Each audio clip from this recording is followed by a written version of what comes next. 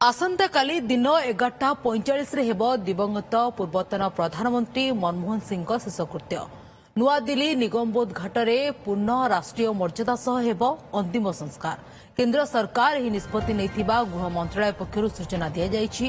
पूर्ण सेना सम्मान सह शेषकृत्य संपन्न हेबाकु थिबा प्रतिरक्षा मंत्रालय को आवश्यक बंदोबस्त करने को चिठी में उल्लेख करा जायछि। दिल्ली सीनियर रिपोर्टर आम सहित जोड़ी होती शिवानंद राउ। शिवानंद काली कौन सबू व्यवस्था करा जायछि, कार्यक्रम कौन रही?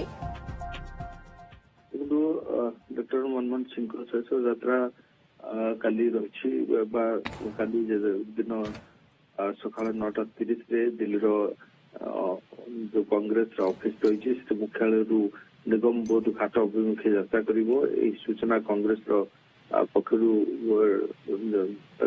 जो अंतिम यात्रा समय संपर्क में कहुई सका 8टार बासभवन एआईसीसी कार्यालय को निया पार्थिव शरीर और परवर्ती पर्यायर 9:30 एआईसीसी रखा किसी समय रखा निगम बोध घाट को निया तेरे पार्थिव शरीर को शेष यात्रा समय किभली भाव में बंदोबस्त हो पार से दिगरे आज संपूर्ण भाव में एआईसीसी पक्षर आज आलोचना कराइला। सीडब्ल्यूसी आज रखा जाइला आलोचना कराइला श्रद्धांजलि से आज दिन तमाम मनमोहन सिंह को सरकारी बासभवन में मोतीलाल नेहरू मार्ग सरकारी बासभवन रखा जाइला।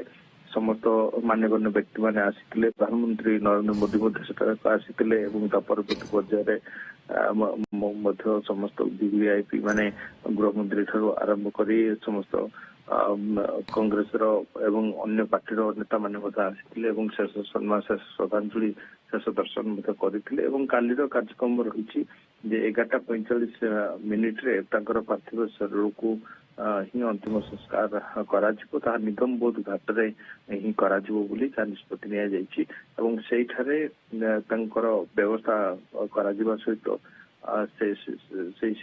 ही जी शेष दर्शन करें आसवाई समस्त को एक प्रकार कहुई बड़ सुजोग समस्त निकट रही।